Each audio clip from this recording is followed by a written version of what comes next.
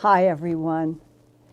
Well, this week we broke through 156,000 subscribers to this Earthfiles YouTube channel, and I thank you all so much for being here. With your help, I would like to make 175,000 by the spring equinox in March. And you guys, subscription is free. So everyone, find that little red and white subscribe rectangle right now in the lower right of your screen.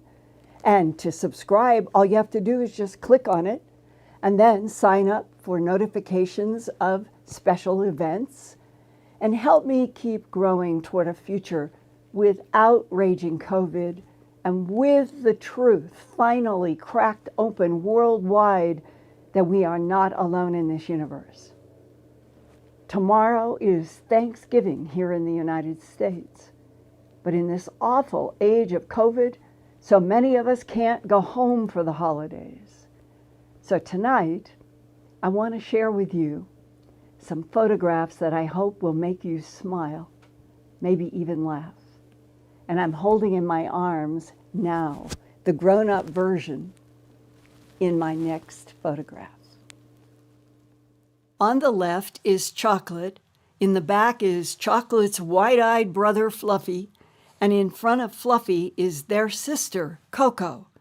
This photo was taken on October 19th, 2017, 3 years ago, by the highball cat breeder in Pennsylvania that I visited with my daughter Laura, granddaughter Hannah, and my son-in-law John Mead to get these adorable babies.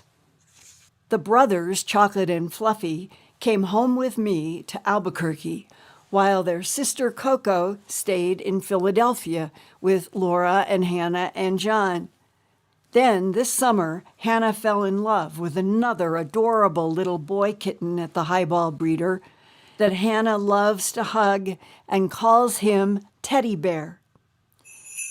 Last week, Laura started putting up Christmas tree lights when she saw some brown furry stripes suddenly emerge at the center of the Christmas tree. She grabbed her cell phone and started photographing as the stripe turned into this one little teddy bear eye peeking through the tree branch. He began to move, and Laura pulled back to see precious teddy bear rise up more on the Christmas tree branch with a look on his adorable face like, "Is it okay for me to be here?" Laura moved in again with her cell phone for a closer picture, and the tree lights reflected her motion around the perfect, innocent kitten face of Teddy Bear. And then, with one small step for kittenhood, Teddy Bear tentatively extended his left paw forward, as if to gently show us humans, "I know how to climb trees."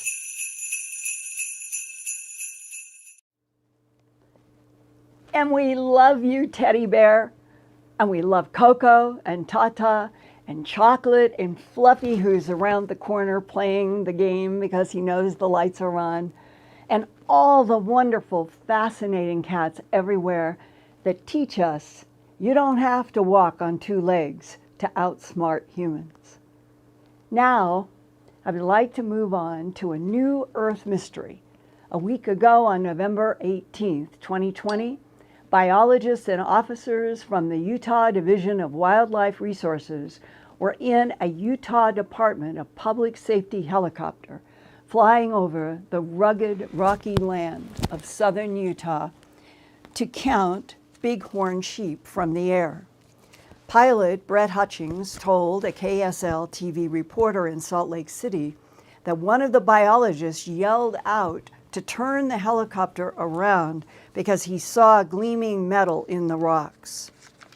The crew landed and got out of the helicopter and walked to where a tall rectangle of silver-colored metal rose up almost 12 feet high from the red dirt. Whatever the metal is, it's embedded in the red rocky ground deep enough to support the weight of these two Utah DPS officers when they climbed up one on the other shoulder And they had to lean against the mysterious slab in order to do that, and compared their heights.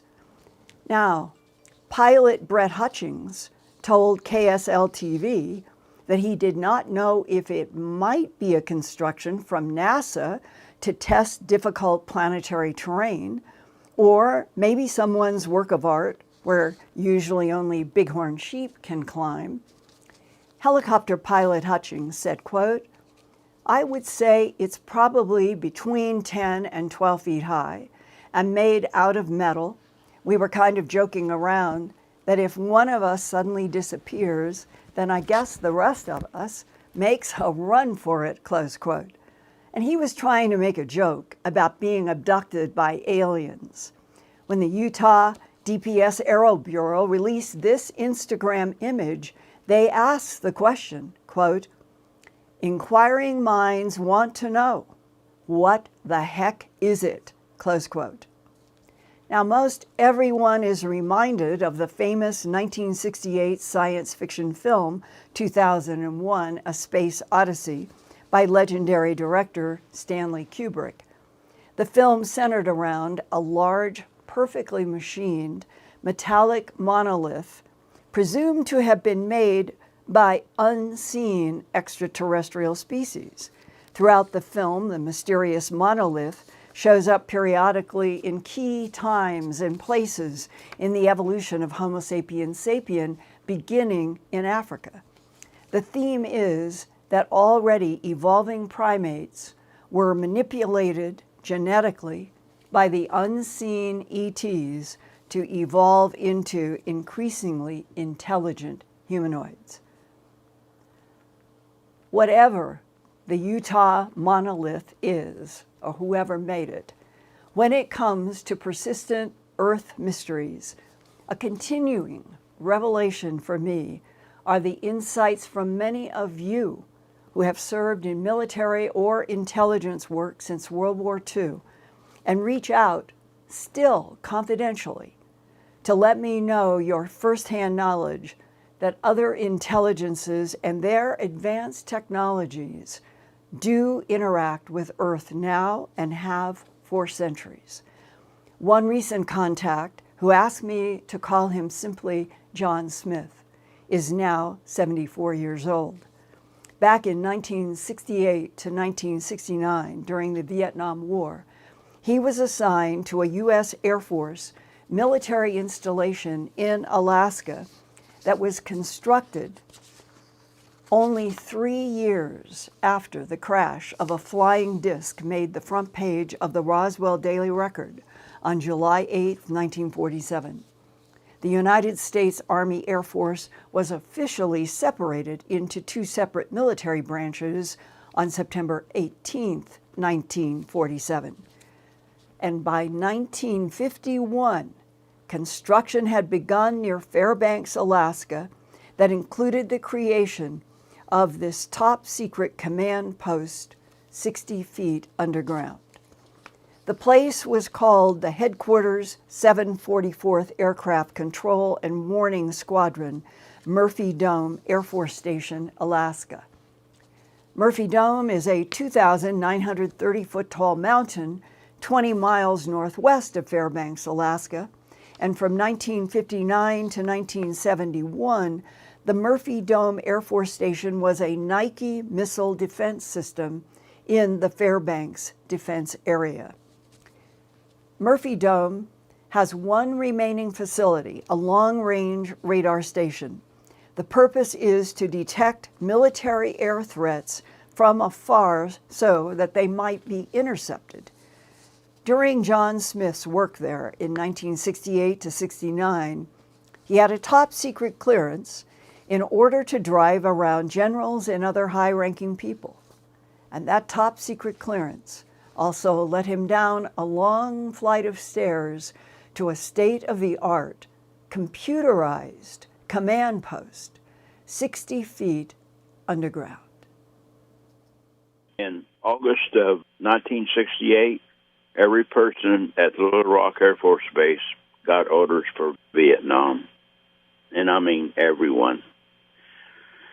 So at the time, my wife was 9 months pregnant, and I didn't want to go. So I had a friend in personnel. I asked him to find me an assignment someplace besides Vietnam. He called me up. He says, I found an assignment that you qualify for. So I went up and talked to him. He says, this assignment is a top-secret base or installation in Alaska. And he says, you can get this if you want it. And I said, sure, that'd be great. He says, well, there's a bad side to this. You have to leave in 2 weeks. So I went ahead and took it. I went home for 2 weeks in Taylorville, and then I got shipped out to Alaska. To Murphy Dome, Alaska, right? Right. Which is about 20 miles northwest of Fairbanks. Right. And you were there from September of 1968 until 1969? Right. And how did it happen that you learned there was a large underground installation at Murphy Dome? Well, everybody had a roommate, and my roommate worked in a command post, and he told me about some of the stuff that was down there. And one day he asked me if I wanted to go down and see what was going on, and so I told him, sure, I'd go down. You couldn't get to it from above the ground. You had to go outside, and there was a doorway that took you to the stairs that takes you down below. It was a long stairway. It was about 60 feet underground. And there's guards down there to let you in. And I stood above, on top, inside the operations area. I wasn't allowed to go down and look at the computers. And my friend stood up there with me the first time and pointed out what everything was. The main reason we were there in Alaska was to monitor Russia and see what they were doing, because I understand they were only about 250 miles northeast of where we were. And he told me the radar equipment we got here, we can see a pilot in the plane on the runway in Russia and read his name tag and find out what his name is. The equipment we had up there, he said, was that good. That was kind of mind-boggling back in 1968, because they had some really nice computers and monitors. And at that time, the public had no idea what a monitor was or a computer or what they did. But there was a lot of stuff up there. Right now, the government is probably still 20 years ahead of what the public knows about. Right. How many computers were you looking at 60 feet down? There was about 3 rows of tables. I'm guessing there was probably 24, 25 of them. There was a large screen that had the map of the planet. You could see what was going on in any country on this planet. And then about 20 foot away from that was where the people started sitting. Any airplane or object that was in the air came up on that screen. And you could identify airplanes pretty easy. And you could also identify the UFOs pretty easy, too. Why did your friends know they were UFOs? Because evidently the people that were in charge of the command post down there told him what they were. And did he share with you what they said to him? No. You can just assume that they're people from some other planet, and they're there monitoring what we're doing. Did you ever hear from him any explanation for why they would be on that big map at a very sensitive, top-secret location in Alaska, 60 feet underground, and you were allowed to see it? Well, one reason I was allowed to see it because I had a security clearance. The whole time I was in the service, there was never anything that I was refused to see or do. Meaning you could walk into any top-secret location anywhere you went? Absolutely. But I had to have the top-secret clearance because I hauled the generals and the colonels around every place they wanted to go. Plus, occasionally, there would be a plane that flew in that had classified information, and I would have to go down to the control tower down at the landing field. Usually 2 military police would go with me. We'd pick up a briefcase, put it in my vehicle that I was driving, and we'd go to headquarters, and then they would handcuff me to the briefcase and have me carry it into headquarters. And they'd unhandcuff me and take the briefcase, and then I'd just leave. Okay, describe what you were seeing when you were seeing UFOs, and what was your friend saying to you? The UFOs that came up on the screen, he pointed out to me which ones were UFOs and which ones were planes, and you could tell them apart real easy because the UFOs were kind of diamond-shaped.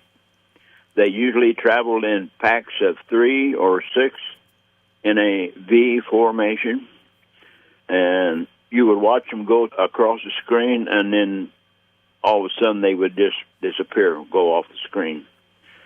Same way about coming onto the screen.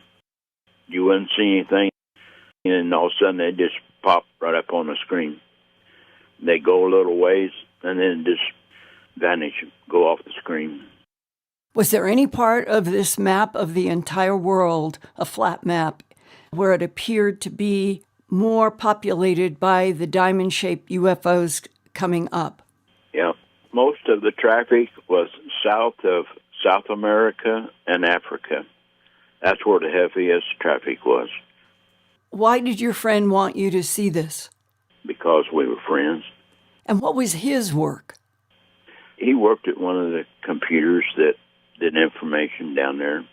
I don't know exactly what his job was, but he sat at one of the desks and did computer work.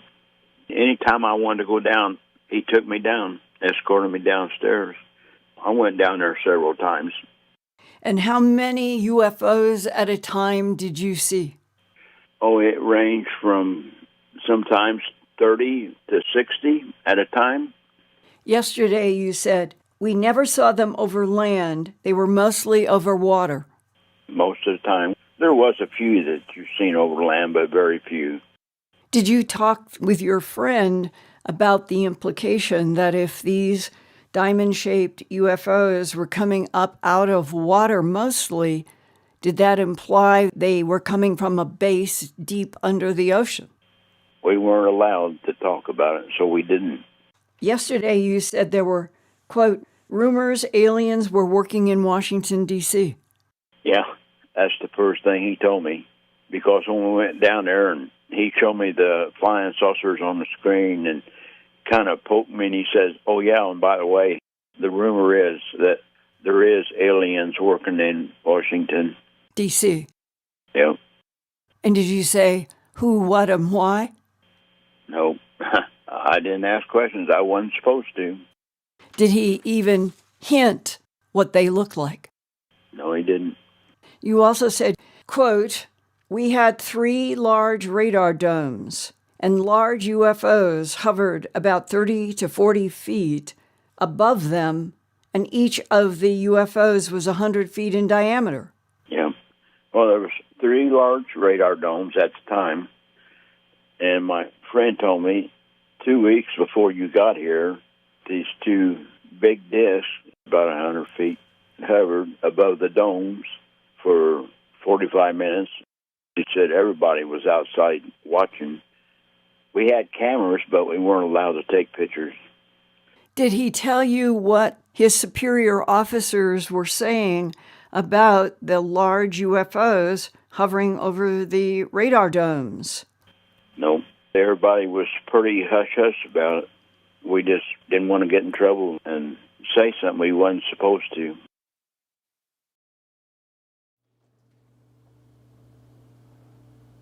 From information that I have shared with some other researchers over the last decade or so, I am personally convinced that the United States and its allies have known about UFOs for at least 79 years.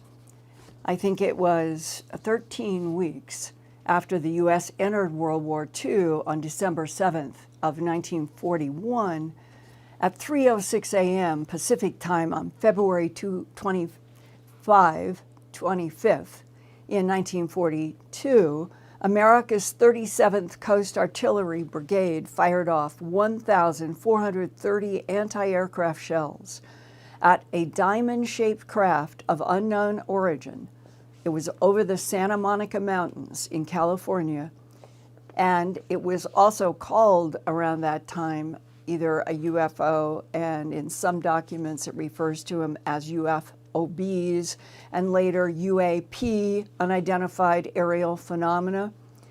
Powerful military searchlights were aimed at the big diamond-shaped object, and 2 days later, on February 27, 1942, President Franklin Delano Roosevelt, known as FDR, was in top-secret communication in this memorandum for the U.S. Army Chief of Staff George C. Marshall.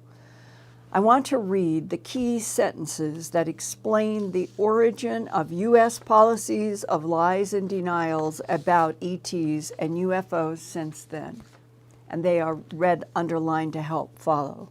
Quote, consultation with Dr. Bush, meaning Vannevar Bush, from MIT, who would also become an appointee by President Harry S. Truman in the very powerful and very, very secret MJ-12. They were joined by other scientists on the issue of finding practical uses for the atomic secrets learned from study of celestial devices. This precludes any further discussion, and I therefore authorize Dr. Bush to proceed with the project without further delay, and they mean back engineering of what they have found, that is defined as this information is vital to the nation's superiority and must remain within the confines of state secrets. This is the atomic secrets learned, and that further discussion on the matter will be restricted to General Donovan, Dr. Bush, the Secretary of War, and yourself, meaning General George Marshall, Chief of Staff of the U.S. Army, and signed FDR. This was 5 years before the famous Roswell UFO crashes in the first week of July 1947. And the atomic secrets learned from celestial devices is FDR's reference to Cape Girardeau, Missouri, where a wedge-shaped UFO was retrieved in April of 1941, along with 3 alien bodies that autopsies showed were identical clones. And if they were clones, where were the clone makers? The government must have been running with nervousness upon that discovery. It was from that Missouri investigation in April 1941 that a, quote, neutronic propulsion device, close quote, was found and is discussed in other later documents by the Majestic 12 group appointed by President Harry Truman to oversee the big secret, other intelligent life forms interacting with our planet Earth became evident during World War II, and political power brokers decided the advanced UFO technologies were to remain state secrets, a policy that has evolved to this day. And John Smith, tonight, finally, at age 74, decided that he would tell me what he has kept secret since 1968 to 69. And even though he was not privy to all of the big secrets around all of the knowledge of who already knew, how had they already been able to create a big screen that UFOs would automatically pop on through some other technology someplace else.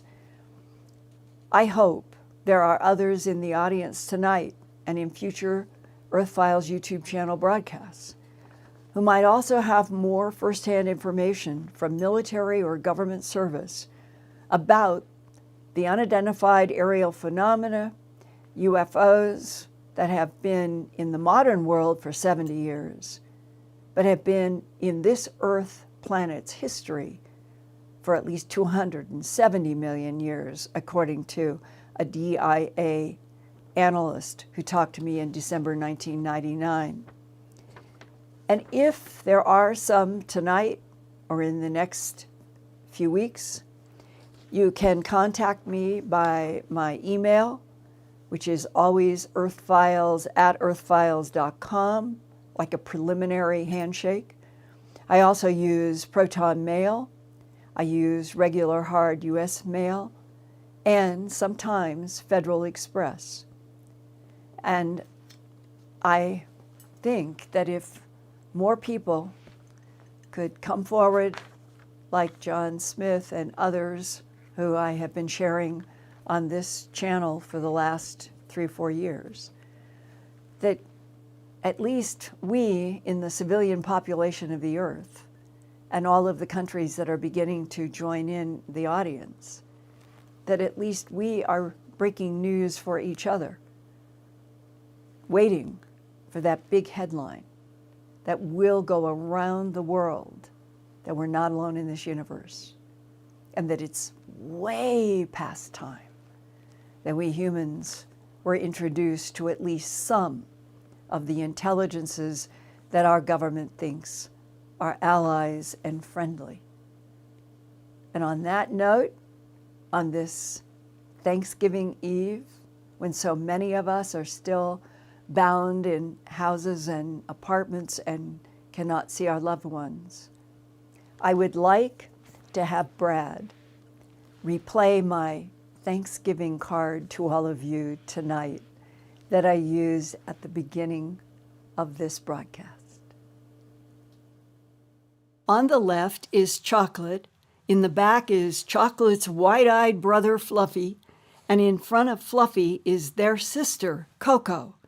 This photo was taken on October 19th, 2017, 3 years ago, by the highball cat breeder in Pennsylvania that I visited with my daughter Laura, granddaughter Hannah, and my son-in-law John Mead to get these adorable babies.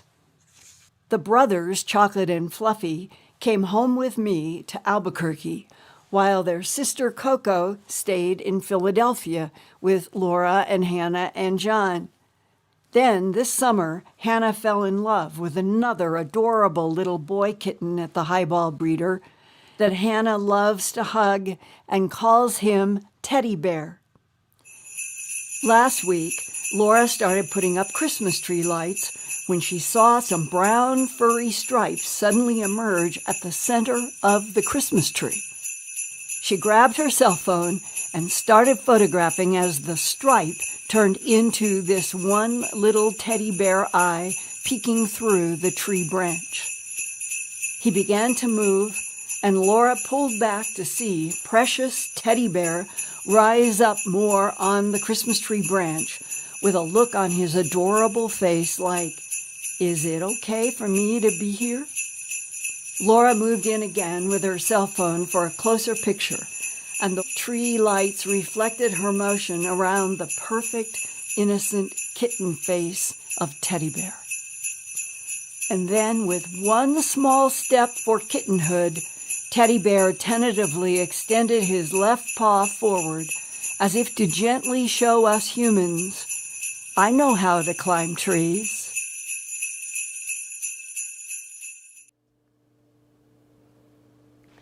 So love from the cats, love to the cats, and I hope that all of you are going to have a wonderful closeness wherever you are in the United States tomorrow for Thanksgiving, knowing that some people have traveled and a lot haven't.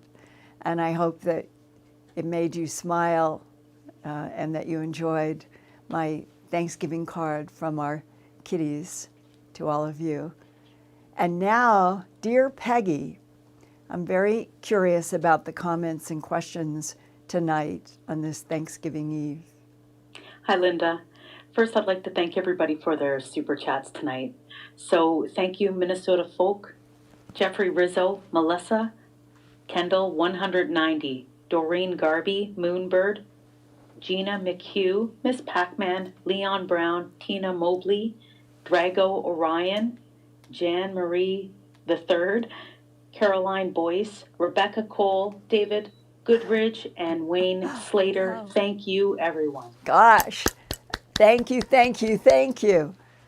I really do hope that one day after we've all gotten COVID vaccines in our arms, that we could do some kind of a gathering of Earthfiles YouTube channel audiences in like a building where we could all maybe finally, I don't know if we'll be able to hug, but at least greet ourselves and talk. Then that's another thing to look forward to maybe in 2021 or 2022. So thank you, everybody. It takes a village to do all of this, so I can't thank you enough. And now, Peggy, what about questions and comments about what we've shared tonight from John Smith? We have another question that I believe that Barry Robinson had asked at the beginning of the chat, so I'm going to ask this question. He wants to know, what do you think about the ancient civilization that was on the moon, on Mars, and could they have been destroyed by some sort of bombs? I've known John Brandenburg for years and years, going all the way back to the very first Viking image of the face on Mars and all of the work that I did with Dr. Mark Carlotto, who did a brilliant book having to do with his investigations. Mark Carlotto is a PhD and worked at the Analytical Sciences Corporation outside of Boston, Massachusetts. And he did very, very good analysis work on the face on Mars, the NASA photo. And he was in collaboration with Molinar and Di Pietro and those guys that were in the first wave of investigating a real, I think there were two that were at least detailed images of what it became known as the face on Mars, that NASA tried hard to dismiss by putting out press releases saying that it was, quote, only a trick of light and shadow, close quote. Well then, later John Brandenburg, PhD, UC Berkeley, who took a deep interest in some of the work that he had read from that first wave of those scientists who had taken the original Viking images and had done an analysis and had concluded that there was a large pyramid, that there were other structures in the vicinity of the pyramid, some known as the fort, a series of things. And then in a distance from what they called the pyramid and the city is the 1.5 mile long carved face, head of what has been known as the face on Mars. And when John Brandenburg began doing studies, he wanted to know what Viking reported to NASA on the atmospheric constituents in Mars. And when he was at UC Berkeley, he had gone into a library, which only the people who were working on certain PhD studies could go to. It wasn't a library accessible to the public. And he was standing in line and recognized a senior scientist who came in and was standing behind him to use the Xerox machine. And John had figures on Xenon 129, which is the product of an atomic bomb. And he had the level of Xenon 129 in Earth's atmosphere after August of 1945, when we dropped 2 atomic bombs on Nagasaki and Hiroshima, and in July had been the big test down at White Sands. So there had been 3 atomic bombs exploded on the Earth between July and August of 1945. So John Brandenburg, in that library line to use a Xerox machine, says to the man that he recognizes as an important scientist, he said, take a look at these numbers, and said, this is Xenon 129 in the Earth after the bombs in July 1945, and here is the Xenon level that Viking picked up on Mars. And John said it was 2.5 times higher than what was on the Earth in 1945, on Mars. And that the scientists just said to him, well, like nothing new, yeah, we know. There was a hydrogen bomb explosion in the northern hemisphere of Mars. End of discussion. No other discussion. In fact, I think the scientists walked away.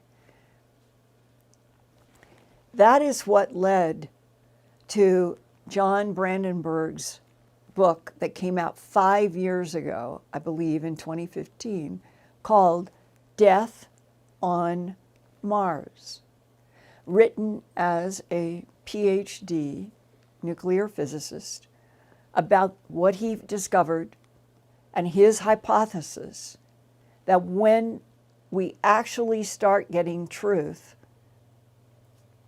let's hope that that is the case and that it doesn't continue into policies of denial for the next centuries, that if we get to Mars, whether it's Elon Musk or somebody else, and that there's actual archaeology done in the Cydonia region, that it will be discovered that there was some kind of an atomic explosion or hydrogen explosion, and that it compressed what was there at that Cydonia region. And as he writes in his book, it will be an archaeological excavation to find evidence of a civilization that was living on Mars. He thinks it was at least 1 million years ago, and they were killed by someone or something for reasons unknown. Death on Mars. Now, I've told you in summary what I have talked with John Brandenburg about in hours of discussion. And he says that it's his understanding that the government of the United States and others have felt that they could never tell the Earth the truth.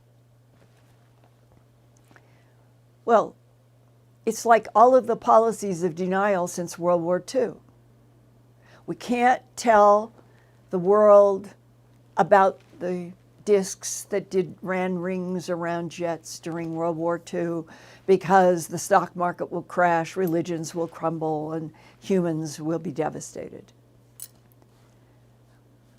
I don't think any of that would happen.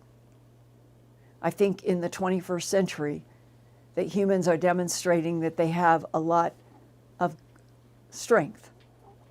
Look at what we're all going through now for nearly a full year with COVID. And it's been tragic. But people are putting up with what seems like unbearable stress. The nurses, the doctors, everybody.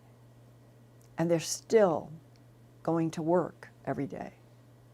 Humans are, I think, much stronger than governments have given them credit.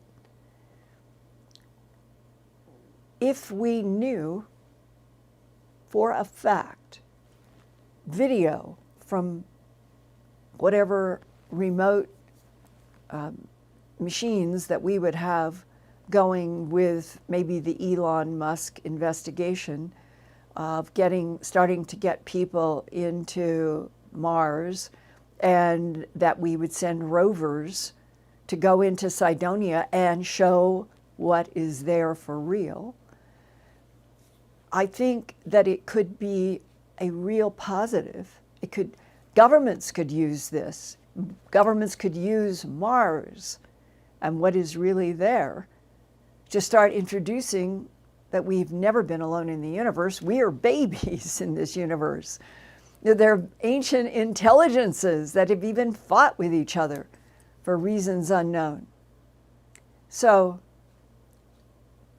that's what is like a prologue about what probably happened on Mars, in the northern hemisphere of Cydonia, maybe 1 million years ago. And if you want to read a fascinating book, read Death on Mars by John Brandenburg, PhD, nuclear physicist. Footnote, I believe it was in the fall of, I'm pretty sure it was September of 2019. John Brandenburg spoke at a major conference hosted by NASA in California in the fall of 2019. NASA invited John Brandenburg to talk about the content in his book, Death on Mars, which is about everything I've just summarized in a short way.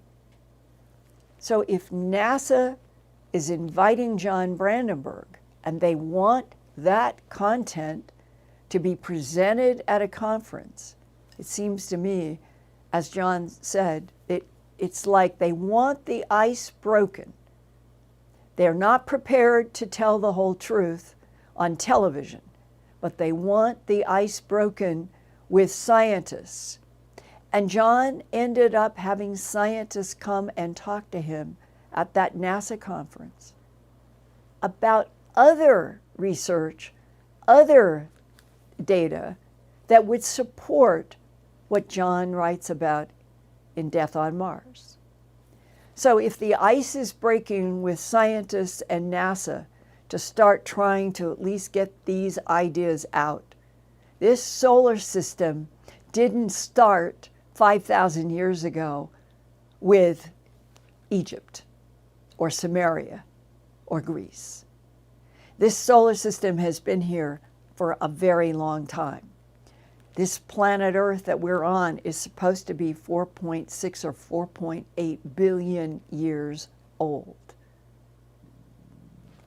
That Defense Intelligence Agency analyst who met with me for 7 hours in December of 1999, he's the one who said, we know that there have been 3 extraterrestrial civilizations in conflict with each other who have been manipulating genetic experiments on this planet, which they consider to be a laboratory, Earth.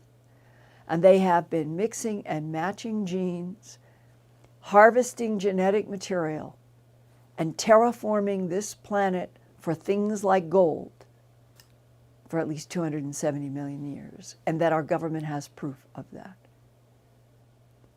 Well, I do the work I do, hoping that the government will finally start telling the truth, and that at the first huge announcement will certainly make 3-inch headlines around this planet. We're not alone in this universe. And what they start to unfold behind that, just remember what I have tried to share with you from other scientists and medical people and physicists here in my Earthfiles work, on the broadcast, in my Earthfiles news, the 3,000 in-depth reports there, my books, my documentaries. I think I've done at least 1,000 radio broadcasts since 1979. And it's all been about pushing forward. That the truth is that humanity, the current model, Homo sapiens sapien, is just the latest humanoid intelligence on planet Earth. Certainly not the only one, and not the only one that has existed in this solar system, and that out in the Milky Way galaxy and the Andromeda galaxy and the trillion galaxies in this universe. Other life, other consciousness. It's been there a long time. It's there now. and the excitement about the future that we could all share if governments would just start telling the truth is that there is so much more for us all to learn about ourselves and the universe that we are in, because physicists all the time are now putting papers out about all kinds of new discoveries that seem to be also opening up another truth, that we could be in a holographic universe. And once we get there, who is projecting the universe that we're all in? I find it exciting, not anything to collapse over, and it never dents for me my link to the divine field. The divine field is the field that is responsible for how many universes there are in whatever projection or situation they are in. It's all sourced. The progenitor source is the divine field. Okay, Peggy. A viewer has a question about John Smith, and they were wondering, did he have to sign a non-disclosure agreement? How was he able to speak to you about his experiences now? I don't believe that he ever was asked to sign a non-disclosure agreement, which I find in many of the people I talk to. It makes no sense. It's not logical. Remember Brian S.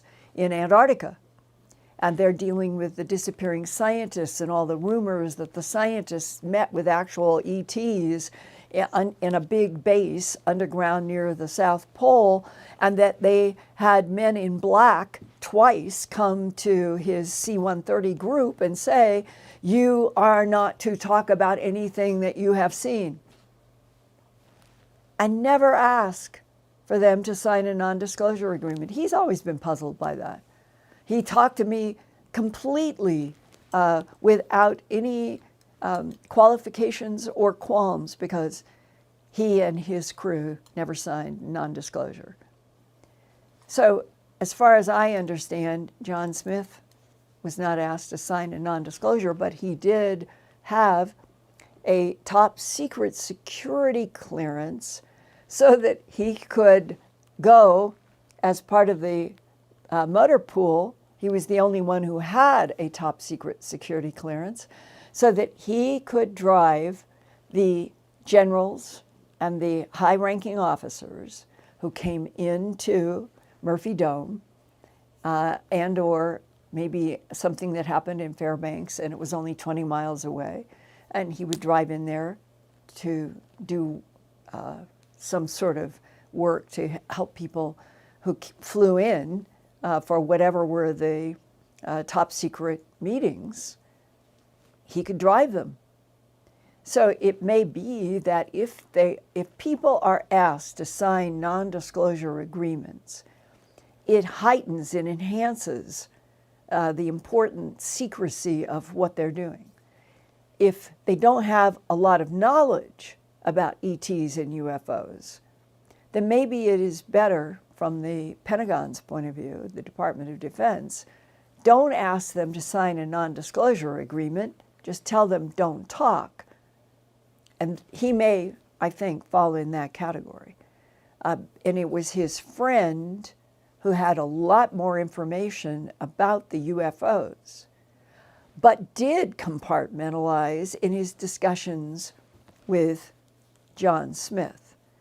So for 79 years at least, since 1941, Cape Girardeau, Missouri, there has been all of this compartmentalization and a whole series of, some people are threatened, their lives are threatened, their families are threatened, you talk, all of your money, it will be taken from your banks, you will be really hard threats to maybe signing a non-disclosure agreement or not signing anything.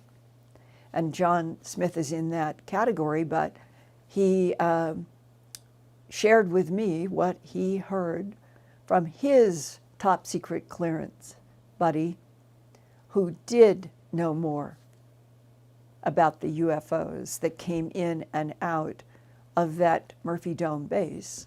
And that one was really dramatic. Imagine that you're working in a really highly classified base, and suddenly 100-foot disc and 100-foot disc come down over those big radar domes and just hover there, stock still, silent, 45 minutes. Well, apparently nobody shot at them. Nothing of a violent nature took place. That was, to me, one of the more positive insights from John Smith's story, is that he heard in great detail about those 100-foot UFOs, but nobody responded. There was no airplanes shooting at them or shooting from the ground or whatever artillery that they might have had. And I've heard other stories like that, where Bob Salas, who wrote the important book about all of the UFO intrusions at the Minuteman bases, he was stationed 80 feet underground in one of the missile silos. There were dozens and dozens of sightings and high strangeness that took place in our Minuteman, the silos and the ground above and security. And there were warnings, but a lot of those people didn't have to sign documents either. And that's where we have learned that the UFOs were extremely interested, apparently, in making sure that they could demonstrate, we will shut your missiles down if you launch. And that's the impression that I've had from Bob Salas and others, that was the communication. We will shut your missiles down if you launch, like in a war. And maybe you could argue that if Mars was the scene of a war at Cydonia 1 million years ago, that those ETs or ones that know how splitting the atom or a hydrogen bomb or all of that can ruin a planet forever, and they do not want that to happen to laboratory Earth. And so, no matter what happened on Mars, hopefully we have watchers, monitors, whether they are artificial intelligence or organic intelligence or a mixture of both, that continually watch this planet, because ironically, it may be that the planet laboratory is far more important to some of these non-human civilizations than keeping us alive. Remember when I told you a week or two ago about being in that crop formation in England and being at the edge and having that thought voice say, life on this earth is not guaranteed. And that always seems to come in as a theme when you are investigating UFOs and you talk with people in the abduction syndrome. They have the same sense that there are watchers and monitors, and that if humanity goes too far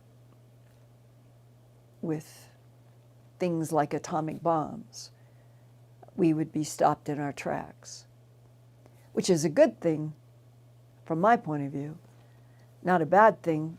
What I keep praying for is that my fellow humans will learn to not want to go to war, not fight. So let's see. What about one more?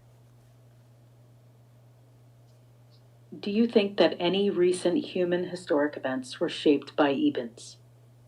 By Ebens specifically? An EBEN, by government definition, is an extraterrestrial biological entity that is known to the public as the gray category. And the extraterrestrial biological entities are a specific type of gray, as I understand it. That their heads are shaped like a pear and not like the ones that come down to a pointed chin. That the EBEN's eyes are rounder, less shaped like almonds, less pointy, less wraparound, more front face, large, chocolate brown sometimes. That they can wear what we would consider to be long-sleeved robes, as opposed to the leotards that are described in the pointed chin grays. And that the EBENs, all the way back to the crashes in Roswell, were some of the beings that we first interfaced with. And that I know a story in considerable detail from not 47, but 49, another crash in Roswell that was never publicized. And in that crash, we were trying to learn more and more what to do with, are they really crashes, or are they like Trojan horses putting certain technology safely in the hands of humans to back engineer? That was one of the hypotheses after 47 by 49. And that different teams were then organized to go to crash sites because the whole goal was technology. Well, in this particular case, it was an Air Force captain. There were several men. They were now becoming a well-oiled machine because there had been several of these crashes. And each man had a very specific part that they were to investigate, monitor, photograph. And the Air Force captain was behind. Other humans had gone ahead. So the Air Force captain is coming up behind them toward the crash site. And all of a sudden, his mind was filled with what seemed to be images of something like explosions. And he didn't know where it was coming from for a moment. And looking at the ground, it looked as if there was only wreckage. And then he said it was like something took his face, took his head, like we would imagine hands, and started pulling. He's not seeing hands, he's not seeing a being, he's feeling pulled physically and mentally. And as he's feeling, and he follows where he's being pulled, and he seems to be approaching just wreckage. And then he hears like a cry in his mind, startled him terribly. And then he feels pain. He's feeling empathic pain, and he still cannot see where is it coming from. And he moves closer and closer to the wreckage, and the sound and the pain in his mind got stronger.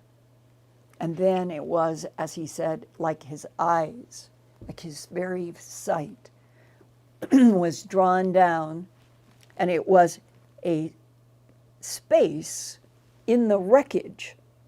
And he had to get down to the space in the wreckage. And there, glittering, were the eyes of a being. And he called, and the crew that came to lift up the wreckage, and they lifted up the being. And whoever was the person in command at this particular retrieval said to him, "You are going with this being. You are going to be on assignment at Los Alamos National Lab. You are to stay with this being, and you are to translate for us from now on." And this is the being, the Eben, that died of unknown causes on June 18th, 1952. So it was alive for 3 years.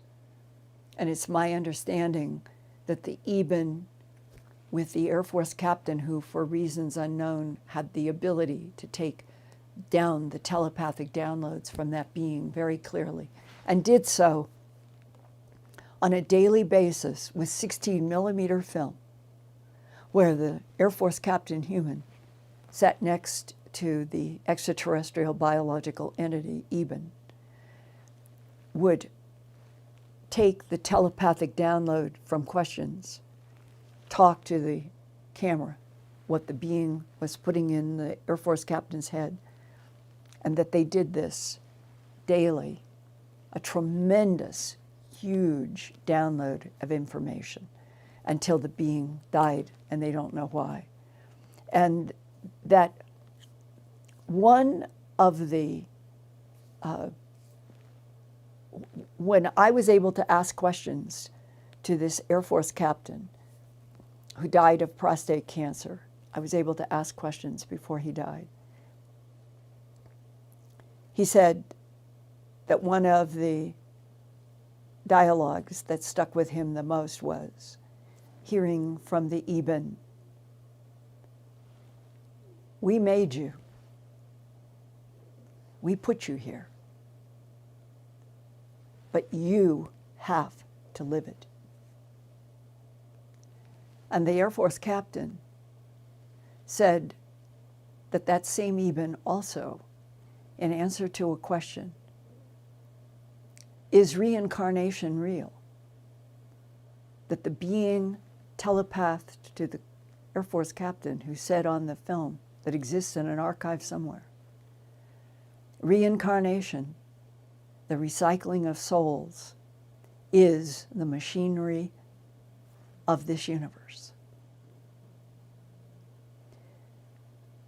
How much profound knowledge is waiting for you and for me and for humanity to learn from Ebens and other intelligences in this universe who can communicate telepathically, who have communicated telepathically.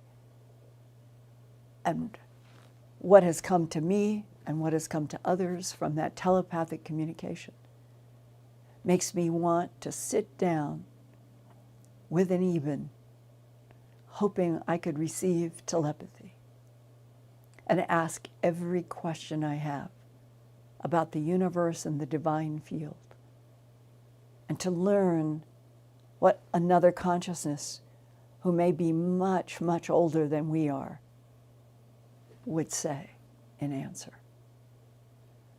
I find that exciting. I don't find that threatening to the status quo. We need to break all of this open so that all humanity can know the good, the bad, the neutral, and that Eben, in communication with that Air Force captain at Los Alamos, exists on 16 millimeter film that has to have been transferred to videotape and to DVDs and probably Cray computers. It's there. It just needs to be shared with us as the current surface species of Earth, for us to know that we have a lot to learn, we have a lot to grow, and we could do it better if all humanity shared in it. And then we had their help, Eben help. Not in fear, but in help. Happy Thanksgiving, everybody, everywhere, every country, all of us. We need Thanksgiving for each other, Thanksgiving for the vaccines that are coming for the horrible COVID, thanksgiving for in anticipation that in another year, maybe everybody is going to be able to go home for the holidays. I love you. I'll see you next week.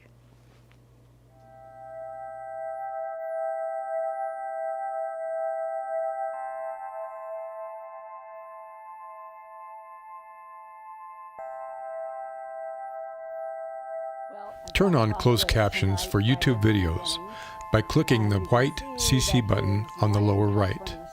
The default language for Linda's videos is English. If you would like to see the captions in another language, click on the white settings button next to the CC button. Select Subtitles CC, and then select Auto Translate. Select a language, and the captions will now appear in that language. Sort of gone through, and they will hold their heads. I never had a cat do that before. And they'll pull against the comb, helping me get out snarls. And I think it's the best they've ever been.